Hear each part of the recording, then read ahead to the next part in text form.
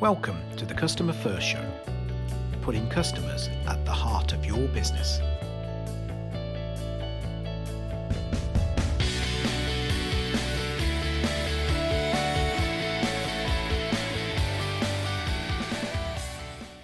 Hi, Awesome. good afternoon. Thanks for joining the podcast, Janelle. Would you like to introduce yourself, please?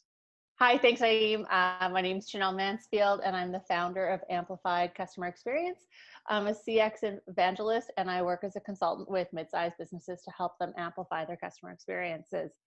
I proudly live and work in the Canadian prairies, and I've spent the last 20 years or so building my career by working in a variety of functional areas. And I've kind of always been that person that's had a focus and a mind on the customer. And so in the last year, I decided to take my passion for customers and the strategic nature of customer experience and launch my business, which I mentioned is a small consultancy that focused on helping mid-sized businesses. Do you know what? I really love your name, Amplified Customer Experience. Can you just tell me where that came from? So I'm always the person that's kind of looking at things with like the glass half full perspective. And, one of the things that what I was thinking about when I started the business was I really wanted to celebrate customer experience. And I didn't want to, as much as possible, I didn't want to come at it kind of from the negative. So always seeing things as an opportunity. And how I see customer experience is I see customer experience as a way to create a sustainable competitive advantage and to just really amplify or grow companies' business results. And so I just wanted to build that right into the name. I like that. I really like that. And, your CV is very impressive. You work with some really good clients, got some really good outcomes. What are the fundamental things you think need to be in place for a good CX strategy or a good CX project for you?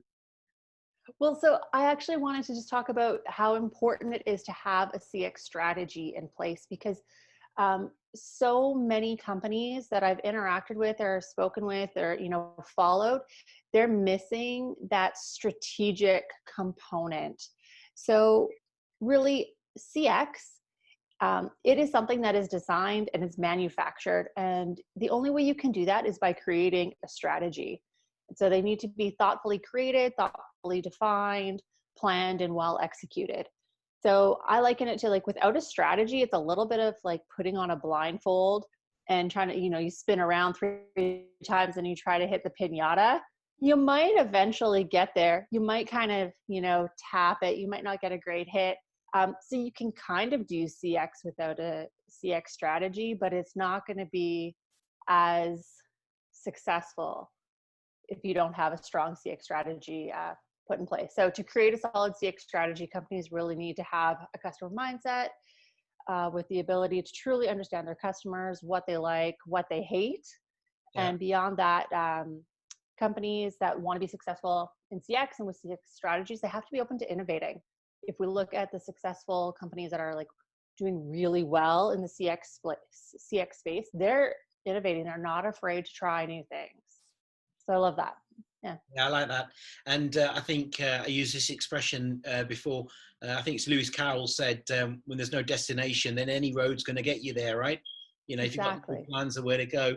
And you talk, I think there's 3 things in there you talked about in terms of what that would be, what a good CX strategy would be. Do you want to just amplify on that as well, please, for me? Absolutely. So I actually have created, I don't know if you're familiar with what's called the business model canvas, but if you're not, I suggest Googling it. Essentially, it's a 1-page template that allows businesses to put their entire business model on a page. And it tackles things that are kind of cross-functional and not specifically focused on the customer. But so what I did to help businesses really wrap their head around this concept of CX strategy or what's a good CX strategy is I created the CX strategy canvas, which is kind of similar in concept. It's all on 1 page. But what it does is it explores the customer personas and, specifically the behaviors and actions or the demographics and psychographics, looks at the needs and the pain points, as well as creating a bit of, a name and a sketch of who that customer is.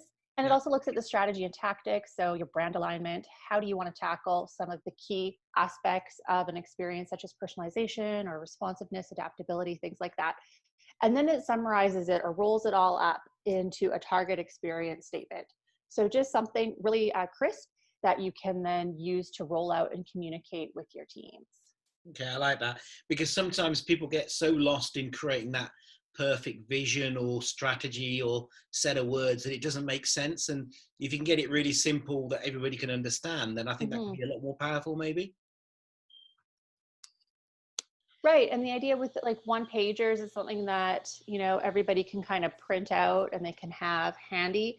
Actually, when I was preparing for this chapter that I wrote, I did an interview with Dow. And what they did is how they communicated their strategy was, instead of using words on a one pager, they hired a graphic artist who drew it out. And they were then able to, when they rolled it out, they actually were able to modify how they presented it. So they never had to modify the one pager, but they just talked about it differently when they were speaking with different functional areas or different levels of seniority or maturity. And they found that that was really helpful. And then everybody had that visual representation that they could then look at to remind themselves about what that strategy was or what the target experience was. Okay, no, that's really good. That's really good. And then if we go on to your chapter, because you wrote a really interesting chapter in the book, can you tell us, you know, what would be the one or two key takeaways that the reader's going to get from that chapter? And let's just make it a teaser so they actually go and read your chapter as well. Okay, so my strategy, my chapter assumes that you already have a CX strategy defined. My chapter isn't talking about how to create a CX strategy. What it's really talking about is how to increase your chances of success, because more than a half of strategies, they fail when they come to the execution phase. So I'm trying to help companies and leaders better understand how to increase their success rate on the execution side of the strategy. So what I do in that chapter is I talk about using non-standard approaches to communicating and rolling out that strategy. So many times you'll see or you'll hear stories of companies trying to roll out their corporate strategy or any type of strategy, CX or corporate, just through one email. Or maybe they'll send an email and they'll do a town hall, and it's really generic and it's not targeted or anything. And it's just a very traditional approach to communication. And it's become very clear that those approaches are no longer working, that our employees or our team members, they need communications that are not only tailored, but that are immersive, that help them really put themselves in the shoes of the customer or in the shoes of what their role is in the execution of that strategy. So my chapter talks about how to use non-standard or creative immersive learning to improve your odds of success when executing. And then I have about 3 or 4 different examples of some companies that have used some really non-traditional approaches and gotten really good success out of it. Yeah, your examples are really good. And it, in a way, when I read your examples, and I don't want to tease them out because I would like people to read the chapter, but you sort of looked at some of those examples and thought, if these guys needed this kind of advice, then yeah, there's got to be more, something more to it. It's not so easy to get this part right, you know. And you know, you use the word immersive a few times. People use that term a lot, you know, in terms of immersing themselves in something. Do you want to give a little bit of a statement on that, please, on what you mean by that? So what I mean by immersive is giving your employees, your stakeholders, your team members a chance to put themselves in the shoes of what you're trying to teach them. So I'll give an example. So if you're working on a journey mapping project and you have, you know, a group of people coming together from across your organization, they don't really understand what journey mapping is. Why not use an immersive learning technique to help them really connect personally with the concept of journey mapping? So I do these challenges where I'll ask participants in advance to journey map an experience that they do regularly. Right. So that way they can connect with it personally. It makes it a little bit more tangible and less abstract. And I also find it means that you can spend less time on the theoretical and more time just diving right in and getting used to using those tools and techniques. And it's been very successful, at least with the clients that I've used it with. Okay, so I think also there's you're doing yourself a little bit of injustice maybe, because there is a bit of magic that you bring to it as well. You know, from speaking to you, that bit of experience that you have up there, which you bring to it, is amazing. The immersive example, it's really important, and the way I tend to try to describe it to people, it's like going and sitting on the side of the pool and putting one foot in, or jumping right in. You don't really enjoy the water until you throw yourself in. And I think, you know, like you said, the example of throwing yourself into the role of your customer, it's really good. It's really relevant. Janelle, you're sitting out in Canada, in the prairies. What's the big mission? What's the big goal when your career finishes in 30, 40, 50 years time, and you look back? What are the big goals and missions that you think you'd like to have achieved? So right now, what I'm focused on is being located in the prairies, the heart of the prairies. Is I would love to be known as one of those people that really helped businesses in the prairies not only learn about and understand what CX is, but to establish those programs and to build strategies that have allowed them to create sustainable competitive advantages. We kind of in the prairies, we know that we often kind of wait to see something. We want to see it's been proven in other geographies before we'll start to tackle it. And I feel so strongly that CX is so important that there isn't time to wait. So I don't want it to like take that natural, 7 to 10 years of lag time for it to become really fully integrated in our businesses here. And so I just want to help accelerate that and help businesses really see why an investment in CX is just, it's not optional. It's something that they absolutely need to do, and they need to do it now. Yeah, and it's definitely an investment, not an overhead. I mean, some people I speak to, they're saying, "Oh, we just can't afford that now," and you try to say to them, "Look, it's not an overhead; it's an investment. It will pay back." Yeah, for those people, I'd like to ask them. So, ask them a series of questions. So, well, what would happen if you didn't invest? What would happen if your competitor instead invested in creating a unique customer experience? What would that look like? How would that impact your business? And I can see that happening. If you just look at startups, for example, startups for the most part are actually experience. Their differentiator is the experience. That's why they're starting up. They might not realize it. They might not have a CX strategy, but Netflix wasn't a technology disruptor. It was an experience disruptor.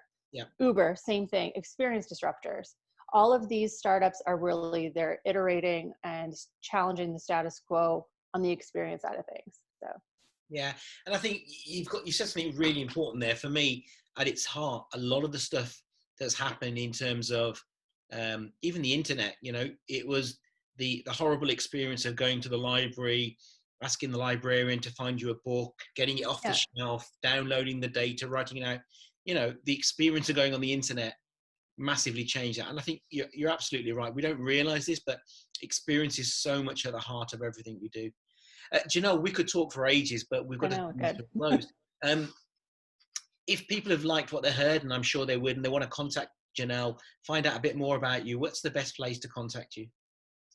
You can look for me on YouTube or LinkedIn, or even just finding me on my website. It's under Amplified Customer Experience or amplifiedcx.com. I've got some great resources both on YouTube and on my website for those who are just starting their CX journeys, or maybe those who are looking to take their programs to the next level. There's some real good depth of experience with Janelle, and I'm not just saying that because she's on the video with me. There's a lot of stuff out there, and if you go and look at her resources, if you look at her YouTube channel, you'll see a lot of interviews and a lot of collateral out there. There's definitely worth checking her out. The last thing I'm going to say, we're coming to the end of 2019, end of a decade, end of a year. What are you excited about next year? Oh, there's so many things. In terms of the CX space, I'm really excited to see, over the next probably 18 to 24 months, more and more how the mid-sized companies are able to bridge CX strategy with technology to really take them to the next level. I started my career in tech. So I have a bit of a soft spot for it in enabling businesses to achieve their business outcomes. So I'm really looking forward to seeing what happens in that space. From a mid-sized business perspective, I know a lot of those large corporations, they're already on the customer experience management platforms. They're doing speech analytics or, video analytics, they're doing all sorts of things. But for mid-sized businesses to be able to really take advantage of that, I'm really excited to see what's going to happen there. Yeah, fantastic. I think you're absolutely right. I think we're going to see so many more of those guys and girls pop up and really challenge the big brands. Janelle, thank you very much for your time today. Really appreciate it. Look forward to seeing what happens with amplified customer experience in the next decade. Thanks so much, Naeem. I appreciate you inviting me to participate on the podcast. Thanks. Bye-bye.